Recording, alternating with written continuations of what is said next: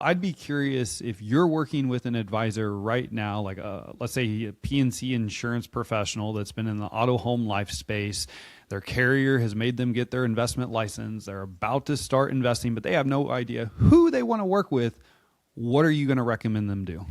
Absolutely. If this is something that they can take a step back and maybe, step one is do a little work on yourself, right? Understand who is it that you naturally connect with and like what do you naturally pay attention to, right? Like look at your calendar, look at your inbox. What are you reading? Who do you enjoy to meet with? What are you actually interested in? That's where you start, right?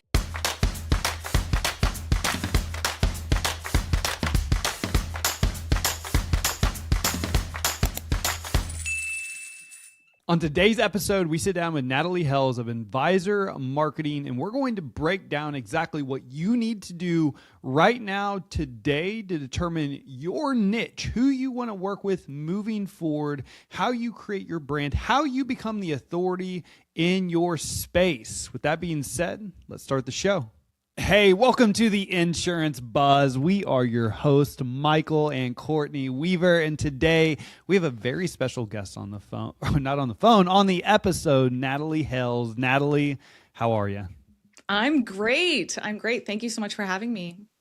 Yeah, absolutely. We're super pumped. So you are with Natalie Hells, Advisor Marketing. And the reason why I wanted to bring you on is you are the expert, you are the authority when it comes to financial advisors and helping them really niche down into the space, target who they want to target while having fun and making money at the same time.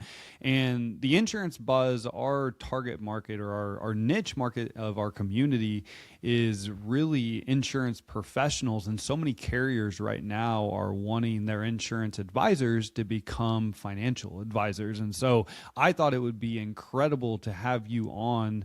And so we're very, very excited about getting into today. Yeah. Natalie, I want to start with kind of how you got into the financial advisor space, but even more so how you're niching it down and you're teaching others how to really build their own brand. Yeah. Well, how I got into the financial advisor world is a bit of a funny story.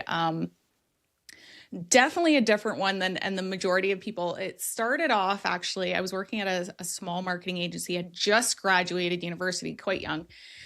And my dad ended up having a massive stroke. And we found out that stroke was actually caused by a hereditary stroking disease called CADASIL.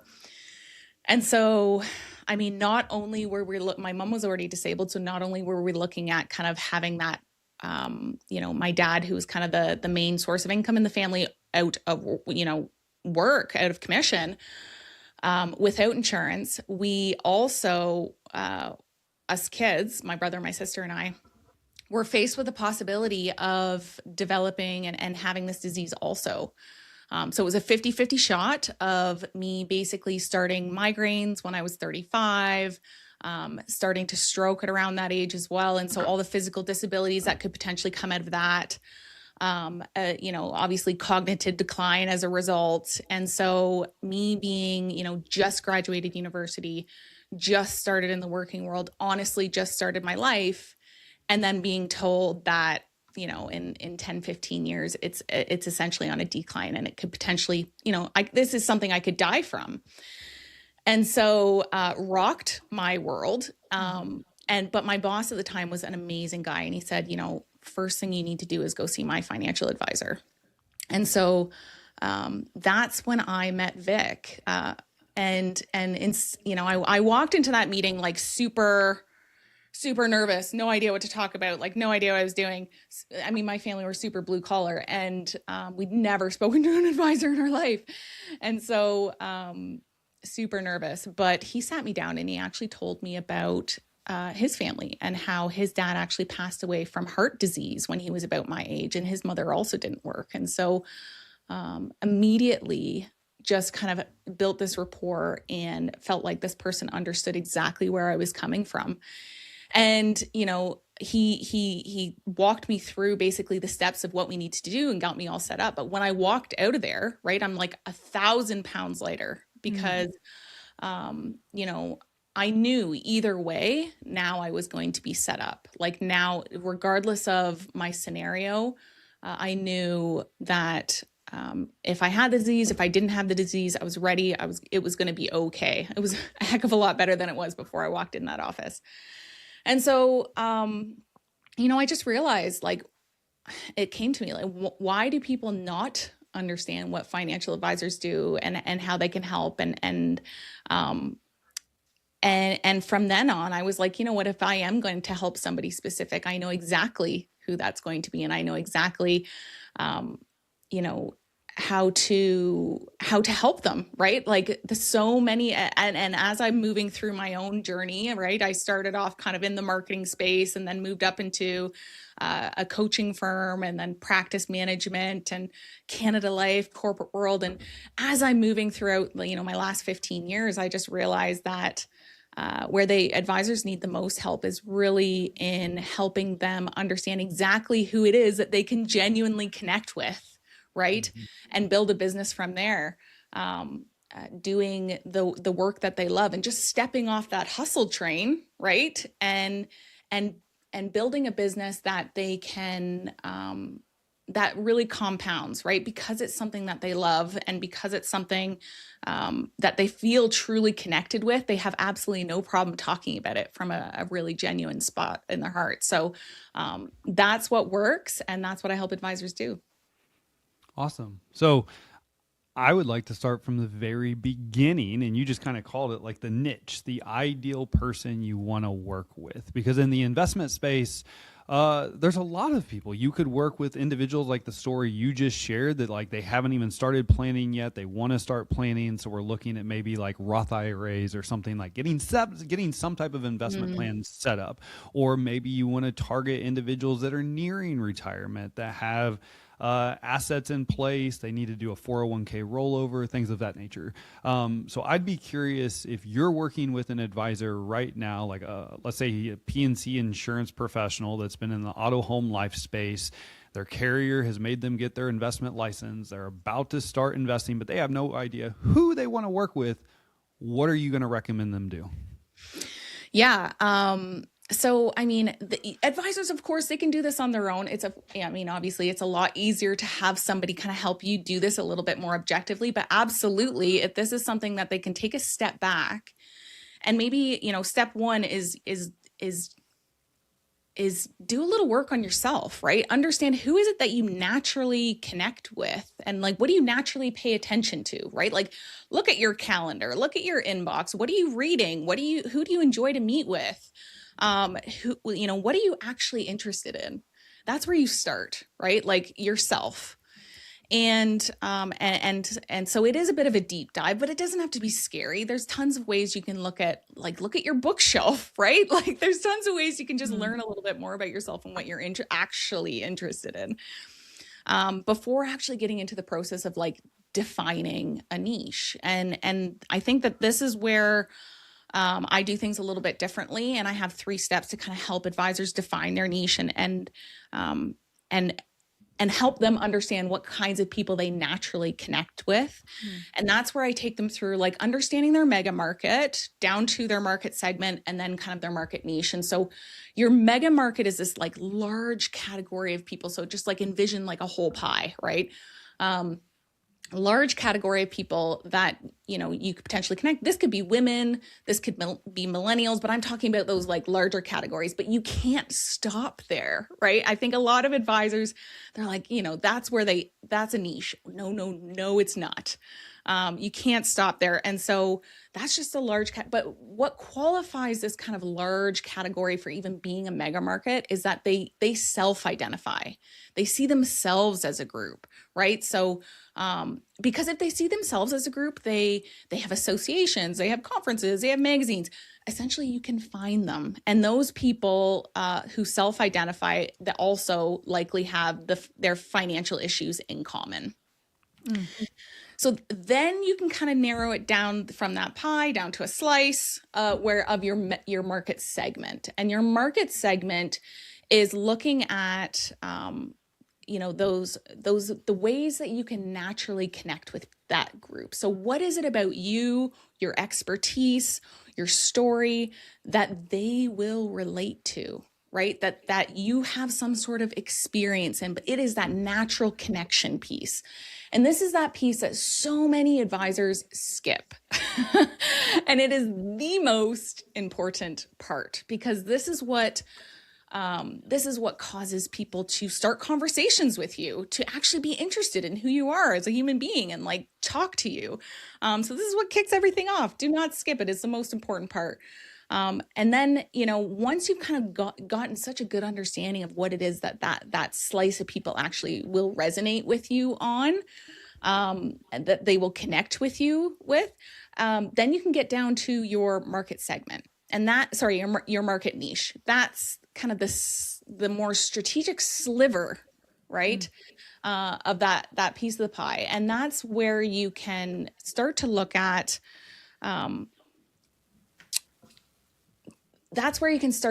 strategically, what are those things that you still have? Maybe you're connecting with them geographically. Maybe it's that you have some demographics that you can connect with. So it's a psychological thing. So there is going to be a strategic part of this, the people that you naturally connect with, that you can own, right? That's what this market niche is about. And it's really, you can own that sliver because you can speak to that sliver.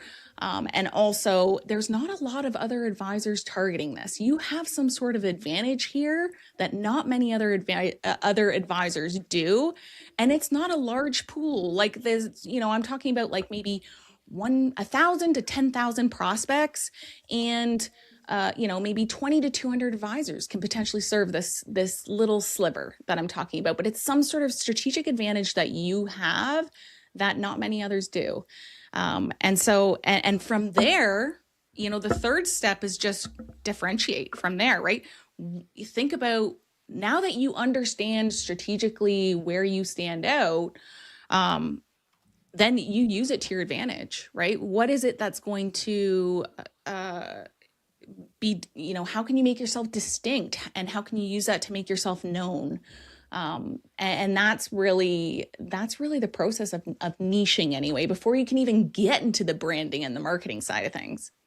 All right, let's do it with me, because I'm listening. I'm going through this, and where I'm having trouble is I understand mega market and being findable, but where I want to make sure that I have this like drilled down is into the segment and the niche. So y'all cool if we I was going to ask her to break that, like give an example. Okay, we're going to do it with me, because I'm thinking of myself here, and I'm like, okay, especially with the transfer of wealth, we're watching women have more money. So I love this conversation. I love the fact that we're talking about money today. So mega market. What do you need to know there to be able to put me in that mega market category? Well, I mean, you self-identify in certain categories, right? And so I'm married. I have no children. Would that put me in that category? I self-identify as those things. Okay. Entrepreneur. I like to travel. Is that my mega market, or am I getting into segment when I start saying my interests like that? Yeah, you start getting into segment. Yeah. Okay. So your mega market is probably that you are a entrepreneur that owns a 7+ figure business. Okay. Is that fair? That's it. Yep, that's it. So you can and that's the mega market, correct? Yeah, that's it. Okay. So I am entrepreneur, 7-figure business. Female. Okay. And I would even say female. Is that mega market, or is that going down to the... I mean, that can stay mega market because it's still a fairly large category. Unless so it becomes a market segment if it's something that you can say like, no, I am interested in using this. Like, I can connect with other women about this. I'm going to talk about being a woman. Right. So that's when it kind of tips into kind of how you're going to build connection. Okay. All right. This is great. This is so good. Now let's get down into the market segment. So we've identified you as a female entrepreneur with a 7+ figure business. Okay. That's mega market. So then how do we niche down to the market segment?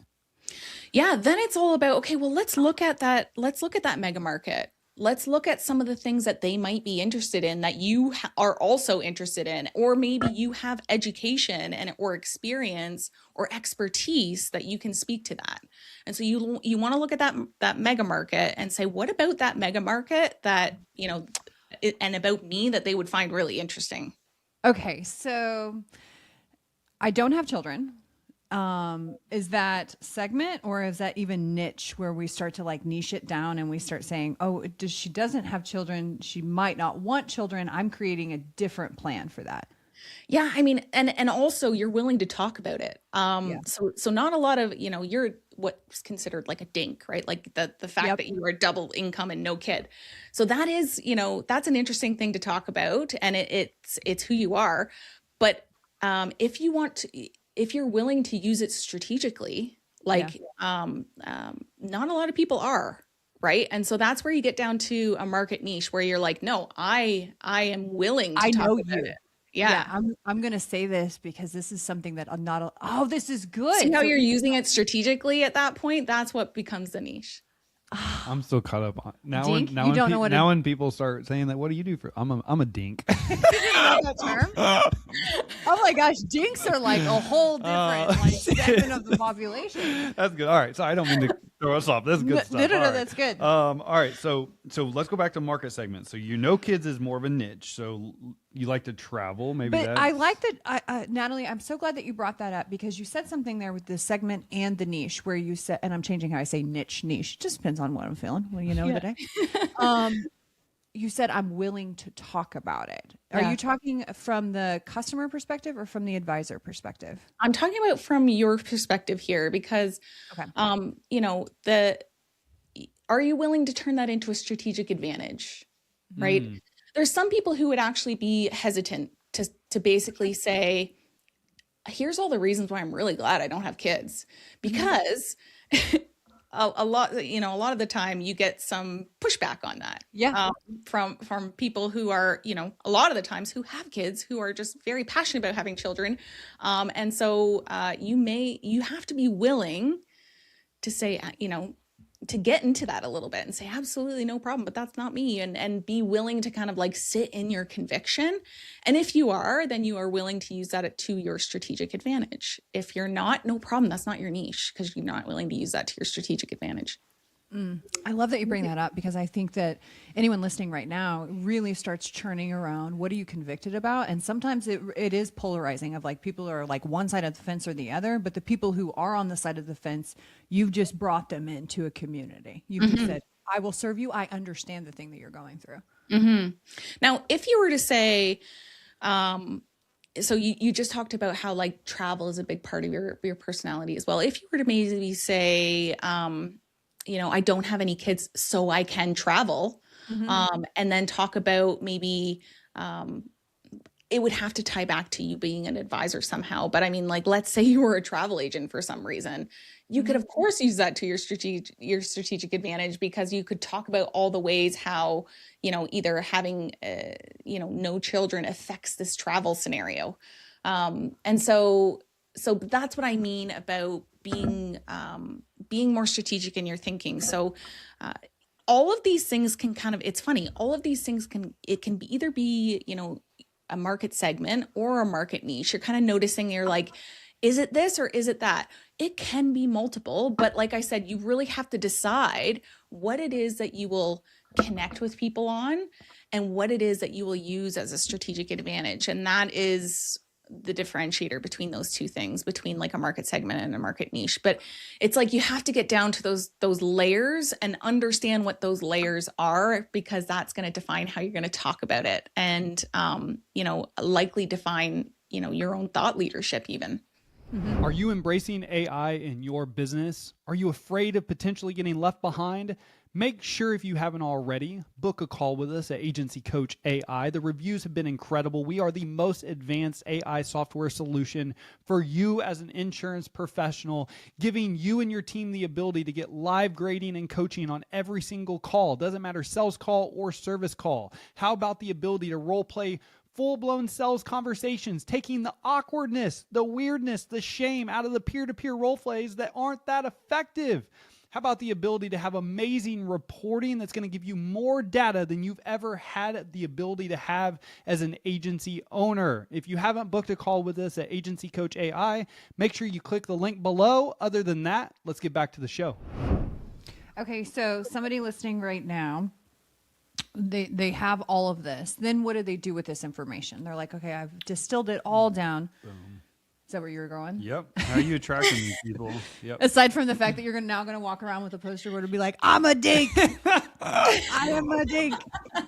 What do we do? Now, how do we get the people where we're like, okay, you and I understand each other. I know exactly what you're going through. I can solve your problem. This is how I would set up a tax strategy, or this is how I would talk to you about legacy planning. Yeah. or How is a financial we- advisor going to attract you to talk to them? Yeah. So you have done that kind of deep dive into yourself. Then you have done the work on your positioning to understand your position in the marketplace. Now you're ready to clarify your messaging, right? This is where you move Before we go from. on, sorry. Before we move on, when you say clarify your position, expand on that a little bit. I want to understand that a little bit more.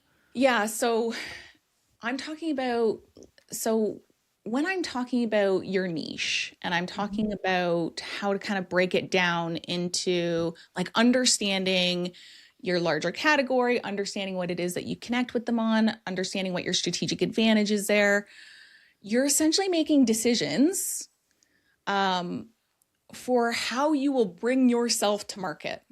So you're clarifying your positioning and your positioning in the marketplace. Okay. So now that you have those decisions made, you then need to craft the messaging around it to reflect those decisions. Okay. And then, so that's what I mean by next step is you start clarifying your messaging, which is like more of the branding aspect of things, how you're making decisions about how you will articulate that. And so you're thinking about things like your tone, you're thinking about your personality, you're thinking about, of course, your colors, your this, your that, like how you will be reflective of this entire strategy.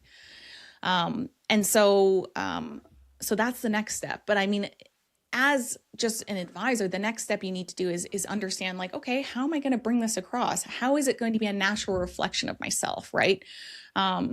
If you are like, you're not inventing anything here, you are exaggerating almost what already exists.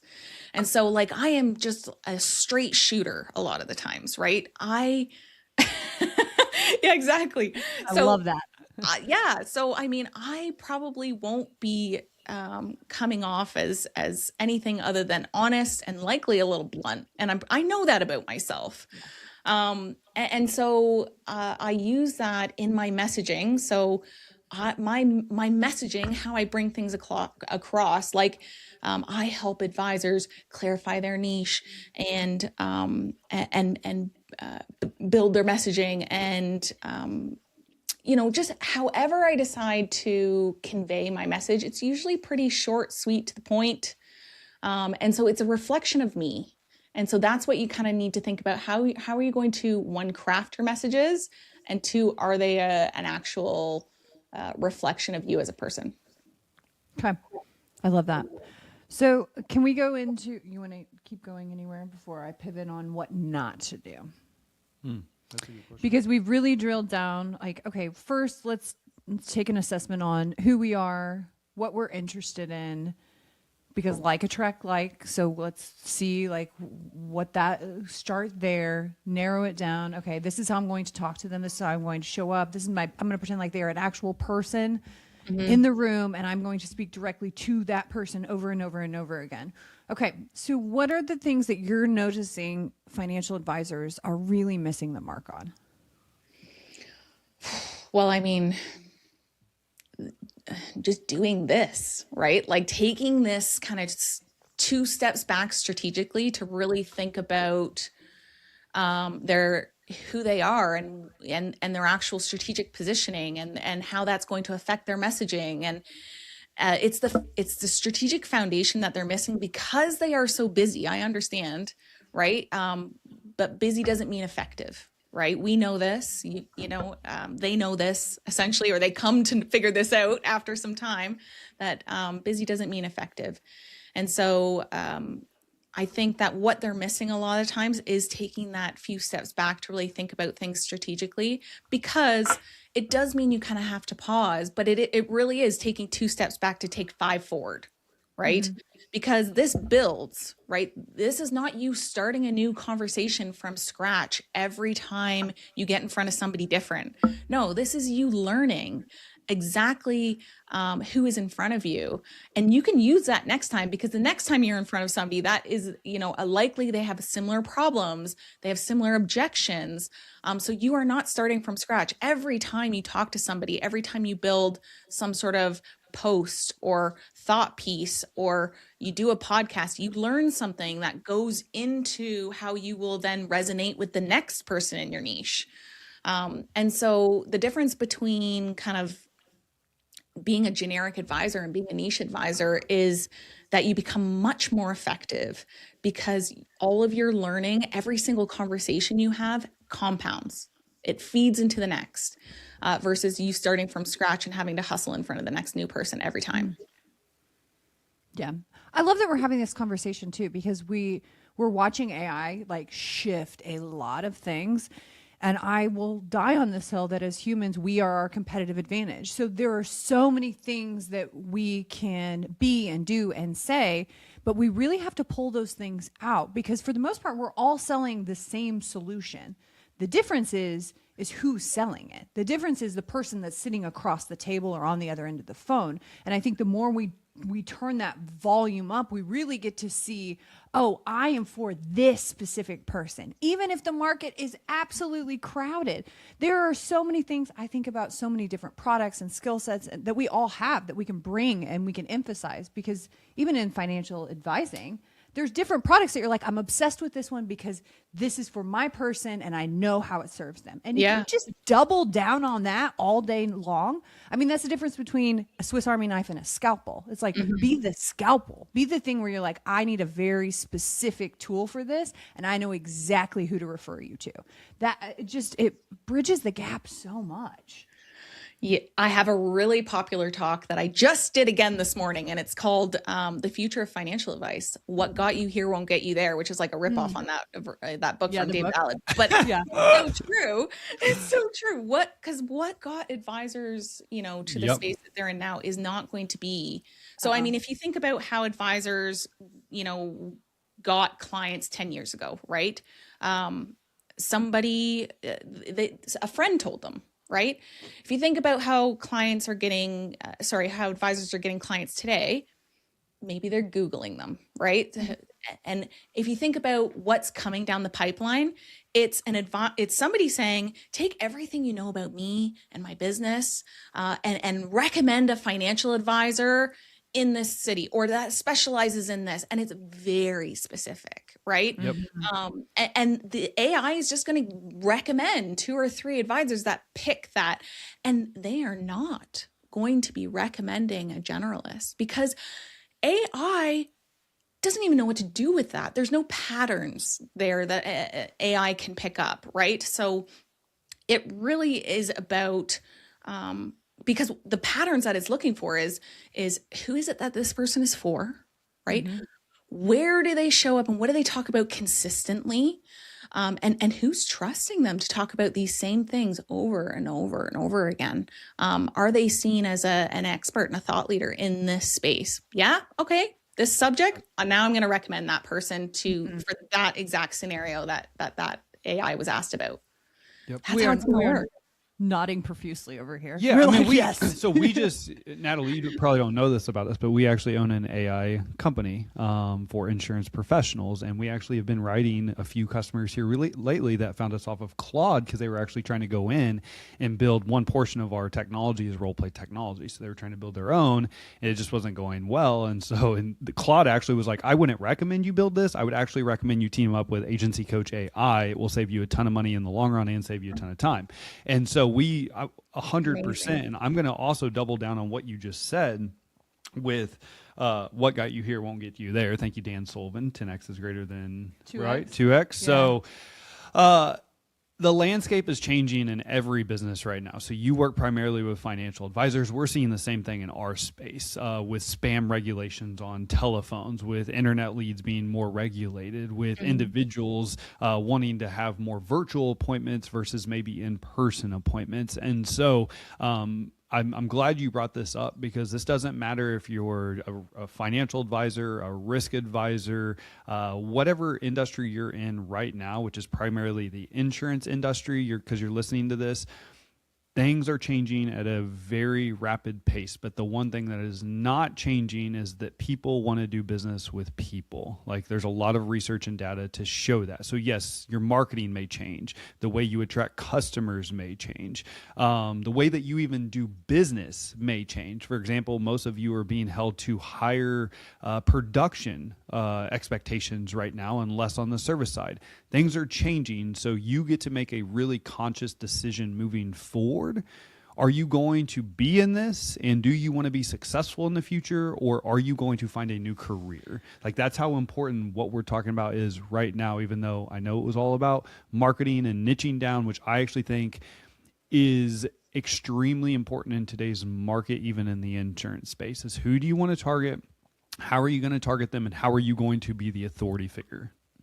Yeah, I think attention's everything. Like, that's the thing that we're all fighting for. And I think hearing you say this, Natalie, all I can think of is the Cheesecake Factory, where you go to the Cheesecake Factory and the menu is 55 pages and you can literally have everything.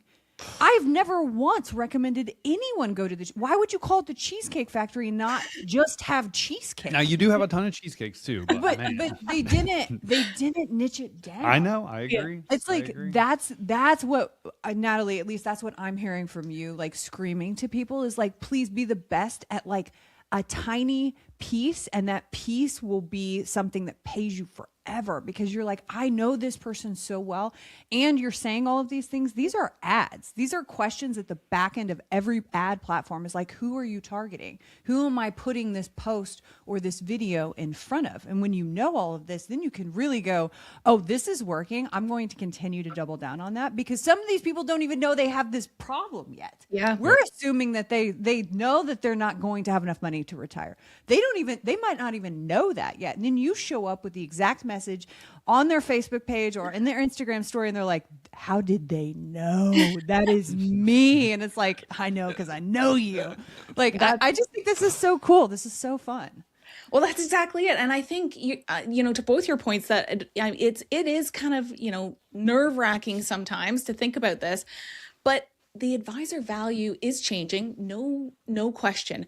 But I think the advisor value is actually moving up the stack. Mm-hmm. And so what's going to matter now is how you think, because judgment is going to be that thing that's going to be valued most, right? Yep. So when people come with those massive decisions, like, irreversible, consequential, emotional decisions, right, that they have to make, and sometimes those are massive identity shifts, the last thing people want is more information, right? Just like your cheesecake menu, right? And so when it comes to that, they're looking for that person who has the expertise, or who has like the knowledge and the experience around this sliver, right? Yep. We want somebody who can sit back and literally just say, well, here's how I think about it.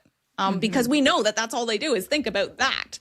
And you want to hear from that person. And so that's why it's so important to start developing, your messaging, and then kind of codifying your authority and deciding, those frameworks and that messaging, and how you are going to get that out there and be seen as like a subject matter expert. Because that's what people want, is they want somebody with who can kind of sit back and use their own judgment and use their own perception and convey that to them. Because honestly, information is cheap, right? That's everywhere. That generic knowledge is everywhere. And so we're looking for people who have discernment, who have judgment, who have expertise, and to move that up the stack into their practice and what they offer. Oh, this is so good. Oh, I could jam out on this all day long, because me too. It really is, because it's like, this isn't going anywhere. This is the same advertising that we've been dealing with since the 50s and 60s. It's just really putting ourselves in front of the customer that we want to attract, the person that we want to talk to, talking about the problems that we really want to solve, that we want to spend years going, yeah, you know what, I've been through this, not just theory, not just this was a chat GPT like generic advice. This is like, no, I have watched somebody go through this. This is what I would recommend. I love this so much. Yeah. There is a risk here, though, in that I think that there's a risk in that people hear what we're saying and they think modernization. Oh, I need to go on YouTube. Oh, I need to get this AI tools. Oh, I need to, go on it. And it's not that, right? It's those foundational pieces around the strategy that you need to get clear first. And also articulating it properly so that it is hyper clear before moving into marketing. Because if you just jump to marketing, and you hear what we're saying and you start thinking to yourself, oh, I just need to modernize versus get strategic, you start blowing up in terms of visibility. You are everywhere saying whatever, but you're everywhere. Those people are just going to get ignored now, right? Because like I said, before that used to work, right? If you were everywhere, your face and your company name, it was like, oh, people saw that 7 to 8 times. That's all they needed. Nowadays, because of, AI and the way things are moving, that's not enough anymore. That's not going to be it. You actually have to get specific. And so it's not visibility now, it's authority, right? It's subject matter authority. And so yes, move into those spaces, but move into those spaces in a really strategic way, understanding exactly who you're for and what you're talking about in order for it to be effective. Yes. Okay, so before we wrap, is there anything that you would recommend somebody listen, take? Do you have a podcast? I know we have your website, but is there any information that we can leave them with? There's like, go do this right now before you connect with me, before we schedule a call, before you even check out my website and see how badass I am. Do this first and then come here. Yeah, well, definitely check out my website, nataliehales.com. On my website, I do have like a speaking page that kind of lists my podcast, my speaking engagements. I definitely need to get that updated. But if you want to hear a little bit more from me before you go ahead and book a call, which is also on my website, nataliehales.com, feel free to check it out. Listen to more stuff. You can hear me kind of all over the place, basically saying things similar to this. Yeah. And then, book a call with me and let's chat about your scenario. I love that. Natalie, is there a book or a podcast or anything that you have personally read that you feel like, oh, this shifted my belief on marketing and how I show up? Maybe it was money. Yeah.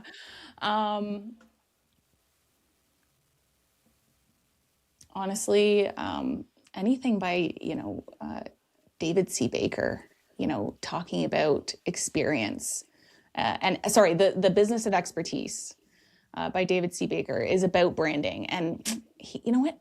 He nailed it. He freaking nailed it. And so, I love his stuff. He's a genius. Okay. Thanks for sharing. And he's another expert in positioning. Okay. I love that. Natalie, this has been amazing. Okay. So we'll make sure we'll drop all of your website everywhere that they can connect with you in the show notes.